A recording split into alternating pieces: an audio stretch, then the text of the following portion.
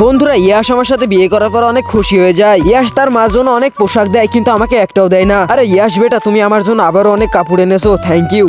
আরে মা, তুমি আমাকে থ্যাংক ইউ বলো না, অ্যানিকে বলো, এইসব অ্যানিরই প্ল্যান। আরে শাশুড়ি মা, আমি আপনাকে অনেক ভালোবাসি এই জন্য। আরে অ্যানি, এই যে নাও, তোমার জন্য আমি এটা এনেছি। আরে না না ইয়াশ, এটা তুমি রেখে দাও, এটার প্রাইস শুনলে তোমার মা অজ্ঞান হয়ে যাবে। অ্যানি, এটা চুপচাপ পরে নাও, আমার মায়ের সামনে আমাকে অপমান করো না। অ্যানি, আমার মা মনে করবে আমি তোমাকে ভালোবাসি না, কিন্তু আমি তোমাকে অনেক ভালোবাসি, তাড়াতাড়ি এটা পরে নাও। সত্যি অ্যানি, তোমার মতো মেয়ে পাওয়া আমার ভাগ্যের ব্যাপার, তোমার মতো সুন্দর বউ যেন আর কেউ না পায়। আরে থ্যাংক ইউ ইয়াশ, আমিও তোমাকে অনেক ভালোবাসি, আর তুমিও অনেক সুন্দর আর হ্যান্ডসাম, তোমাকে দেখলে আমার চুম্মা নিতে চাই। আরে অ্যানি দাঁড়াও তো, তোমার জন্য আরেকটা সারপ্রাইজ আছে, যেটা দেখে তুমি পুরো অবাক হয়ে যাবে, আর তুমি খুশিতে বলবে আমার হাজবেন্ড তো অনেক আমাকে ভালোবাসে। অ্যানি, এই যে দেখো, তোমার জন্য আমি 5টা কার কিনেছি। আরে বাহ ইয়াশ, আরে বাহ, আমার হাজবেন্ড তো আমাকে সত্যি ভালোবাসে। আরে বাবা ইয়াশ, তুমি তো তোমার বউকে খুশি করলে, এবার আমাকে তো খুশি করো, আমার একটা নাতি চাই।